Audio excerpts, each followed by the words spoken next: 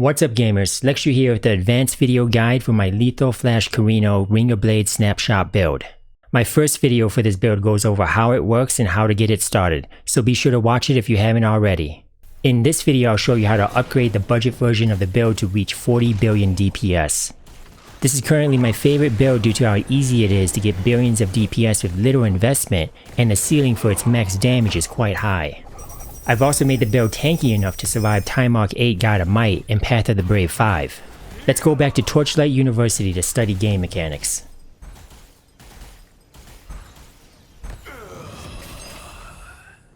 Today's lesson will cover aura stacking, defenses, and playstyle for Ringer Blade Snapshot.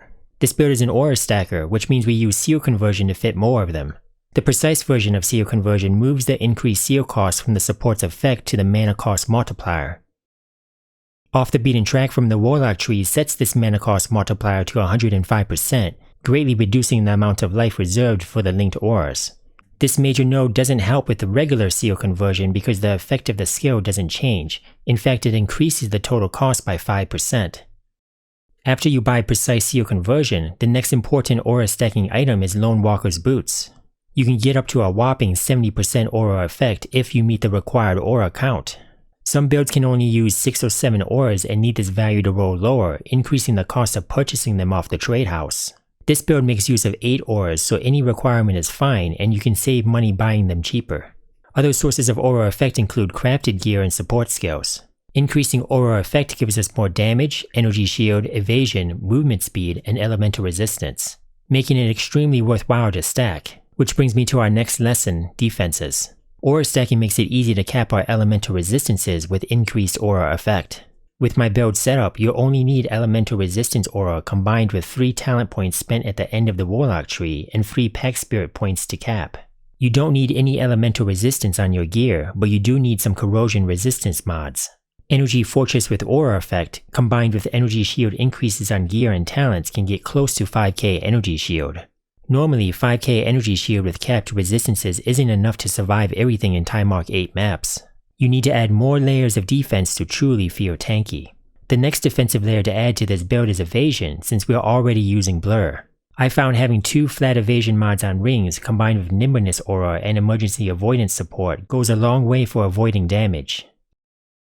If we do get hit, our next layer of defense comes from a precise auto defense linked to Frost Shield to reduce physical and fire damage, and delayed pain for injury buffer. With delayed pain support and a 2-point medium talent in the Goddess of Darkness talent tree, we delay 60% of the damage taken over 4 seconds. This helps to prevent one-shots and gives us a chance to recover with our final layer of defense, Energy Shield Regain. With 2 crafted rings and 3 points in the Warlock talent tree, you should have at least 15% Energy Shield Regain. If you take heavy damage, your energy shield would tick down slowly due to injury buffer, allowing your regain and recharge to kick in and keep you alive. I have no problem standing in the lava during a Time Arc 8 God of Might or surviving Path of the Brave 5. The final lesson covers how to play the build. I've dropped Wilting Beam for the final version of the build since it doesn't do much anymore due to the game's 2.1 billion damage per hit cap. It has been replaced with Path of Flames for 20% more move speed, linked to guard and emergency avoidance for more survivability. This makes the playstyle a bit more complicated with the button presses, so it might not be a good idea for mobile users. After you let go of Path of Flames, you still need to wait for it to skid to a halt before you can cast Ring of Blades.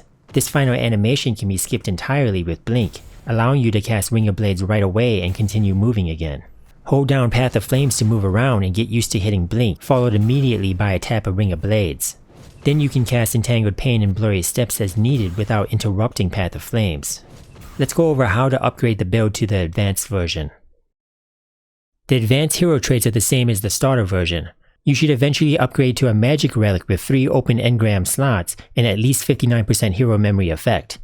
Like I mentioned in the previous video, you should upgrade your magic relic to have at least 59% hero memory effect, so it rounds up to plus 10 magazine capacity when using 3 Eve of the Kingslaying. The final upgrade from here would be a legendary Void Eater relic for even more hero memory effect, but that could cost more than 2k FE. The maximum DPS setup for a magic relic would be using 3 Eve of the Kingslaying. When you're first getting started, you can go down to 2 Kingslayers and use 1 magic relic for mapping. Reload speed will allow you to recast Ring of Blades more often in case it gets bugged, and movement speed will allow you to run through maps quicker. Once you upgrade your gear and have more than enough damage for mapping, you can go down to 1 Eve of the Kingslaying and use a second magic memory. For this one I chose movement speed and max mobility charges. The Goddess of Darkness tree hasn't changed much. You can come back for the persistent skill level and the additional damage later if you're lacking talent points. In the Psychic tree I started to prioritize Energy Shield over 9 additional damage. This dot damage will be additive with many other sources of damage increases unless they are stated to be additional, making it less valuable as we continue stacking more of it. I'm not going for any of the reaping nodes in the tree as it gets less effective as we increase our damage due to the damage cap. This last medium talent is additional damage, making it worth grabbing. In the Warlock tree I continue to grab more Energy Shield nodes while keeping everything else pretty much the same as the starter guide. The Energy Shield regain nodes are very powerful for sustainability. For the new skill setup I've removed some links from Entangled Pain and Blurry Steps to free up some energy. The first aura link is the same, but I've added Deep Pain to the second aura link for more damage.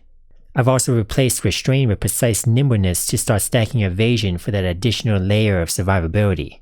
You'll need to buy Precise Seal Conversion to make this all fit. The mana cost multiplier gets set to 105% with Off the Beaten Track in the Warlock tree, so it doesn't matter what level it is. I had to keep Precise Nimbleness at level 16 in order for it to fit my life reserve. Make sure you have the sealed mana cost reduction nodes in the talent tree.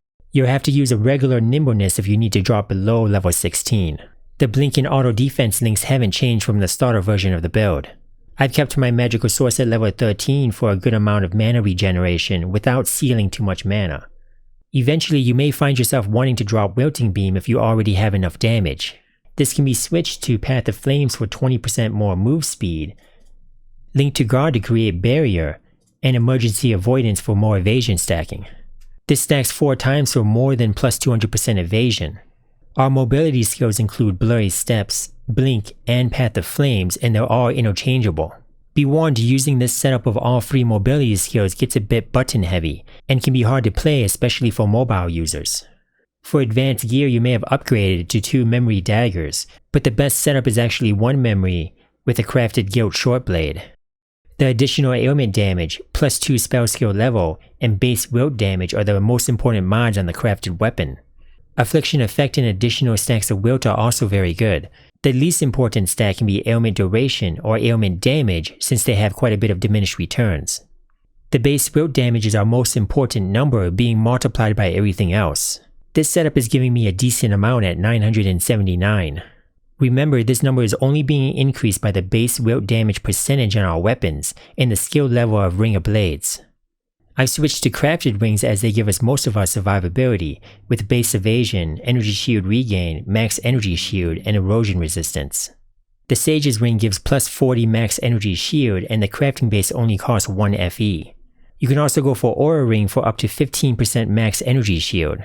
This implicit gives me about 150 energy shield more than a Sage's ring, but can also cost 300 FE plus just for a blank crafting base. The previous Curtain Call necklace was great at keeping blur rating at 100, but a crafted necklace gives much more with plus 3 to Ring of Blades and plus 1 minimum channeled stack. I ruined this item with the corrosion and lost the 20% skill radius implicit. A crafted chest can give quite a bit of energy shield as well as plus 2 to Ring of Blades, erosion resistance, and aura effect. Curse effect is not bad, but I would have preferred skill radius here.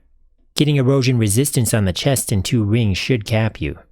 Upgrade your Hecate's Vision with the proper corrosion for 30% additional damage and damage reduction. My Crossroad gloves have a double corrosion for an elevated energy shield and pain. Technically, getting a corrosion that changes the implicit to inflicting paralysis is more DPS, but these were cheaper. My Infinity Bout has stayed the same with an elevated quick ritual for plus 2 to minimum channeled stacks.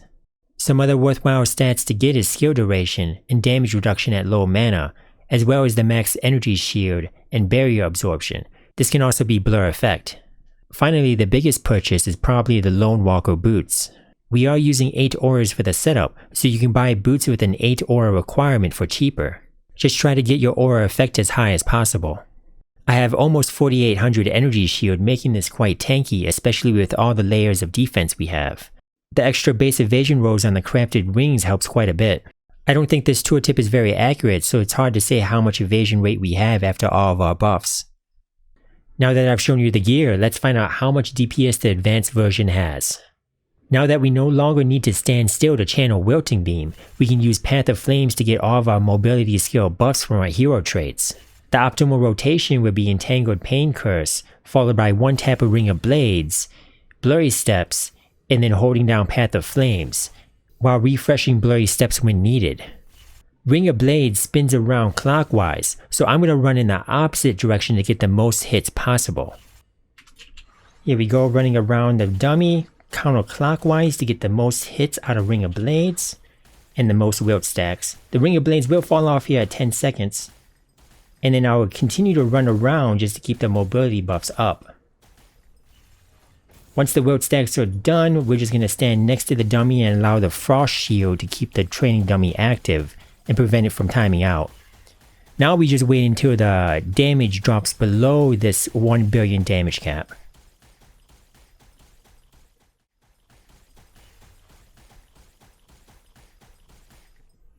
And there we have the DPS dropping below the 1 billion cap at 6 minutes and 48 seconds. Converting this to seconds, we have 408 seconds, and if we plug this into a formula, we have just over 40 billion DPS. For Pact Spirits, I'm still using level 6 magic pets for a bonus on the outer ring. I needed a total of plus 20% elemental resistance to cap, some extra energy shield, and damage reduction will help with survivability. That's all I have for this build. Be sure to subscribe to the YouTube channel for more Torchlight Infinite content. I'm most active on Discord, so join our server to ask questions or just come hang out. Peace out and happy slaying.